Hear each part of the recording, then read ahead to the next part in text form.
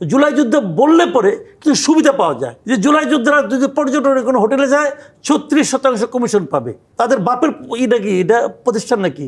দেখেন, এই শব্দগুলি খুব গুরুত্বপূর্ণ শব্দ, কিন্তু এই শব্দগুলো এই দেশের 90% মানুষের জন্য দুর্বোধ্য শব্দ।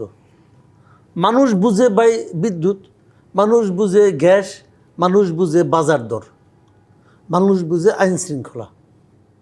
মানুষ এর চেয়ে বেশি কিছু বুঝতে চায় না। যে আপনি কি করবেন না করবেন, কত কিছু করবেন, সংবিধান করবেন, সংবিধান ঠিক করবেন, জুলাই সনদ করবেন। জুলাই সনদ, জুলাই যোদ্ধা আছে একটা। বার আমি কিন্তু মাঝে মাঝে খুব চিন্তা করি যে জুলাই যুদ্ধ জিনিসটা কি, এটা আমি বুঝেই পাই না।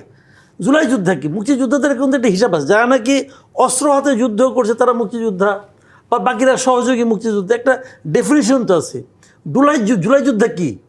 ওই দিন দেখলাম 32 নম্বর এখানে মারামারি করতেছে, এক লোক বলতেছে যে, তা জিজ্ঞেস করছে সাংবাদিক, ভাই আপনি কে? এই আমি জুলাই যোদ্ধা। তো জুলাই যুদ্ধের না কে বলেন তো আপনি?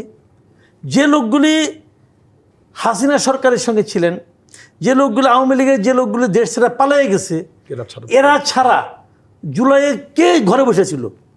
কে জুলাই যোদ্ধা না? রাইট। আমি ভরসা রাখি হিরন স্মার্ট ওয়াটার পিউরিফায়ারে। ওই সময় হুমকির মুখে আমরা আপনাদের সঙ্গে টকশো করছি, আমরা কথা বলি নাই? ওই সময় এই জুলাই যুদ্ধটা কয়ে ছিল? তখন তারা কোথায় ছিল? তাদের কেউ চিনত? আমরা বিভিন্ন রকম ঝুঁকিকে মাথায় নিয়ে আমরা কথা বলছি। তো আমরা তো কোনোদিন বলি না আমরা জুলাই যোদ্ধা।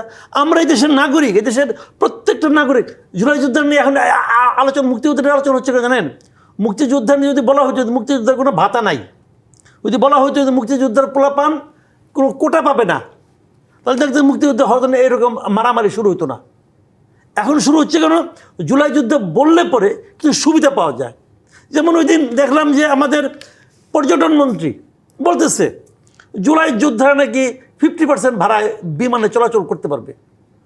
পর্যটন প্রতিমন্ত্রীও ছিল সেখানে, সেও বলতেছে যে জুলাই যোদ্ধারা যদি পর্যটনের কোনো হোটেলে যায় 36% কমিশন পাবে। বলতেছে ওরা দিবে। তাদের বাপের এটা কি, এটা প্রতিষ্ঠান নাকি? এই সুবিধাগুলো কারা বিমানে যে 50% ঘোষণা করলো, এটা কি সে ক্যাবিনেটে পাস করে আনছে? কীভাবে বলে সেইগুলো? আমি জুলাই যোদ্ধা, আমায় দিবে 50%? এখন আমার প্রথম প্রশ্ন হলো, আপনি যখন জুলাই যুদ্ধের ডেফিনিশনটাই যখন ঠিক করেন নাই, আপনি কীভাবে এগুলো ডিক্লেয়ার করেন? এইগুলো লোকের নাটক, সব নাটক, এগুলো সব রাজনীতি। সংবিধান সংস্কার করবে না সংবিধান সংশোধন করবে, এটা নিয়ে আলোচনা হচ্ছে। কি করছে পর্যন্ত?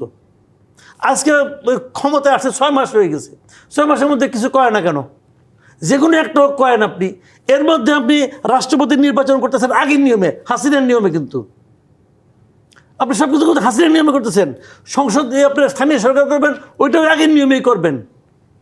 আপনি বিচার বিভাগে আগের নিয়মে চালাচ্ছেন, একটু চেঞ্জ করছিল ওটা বাদ, ওটা নিয়ে কোনো আলোচনাই করতেছেন না। ওই যে আপনার বিচার বিভাগে আলাদা যে একটা করছিল, সচিবালয় করছিল, ওটা বাদ দিয়ে দিচ্ছেন।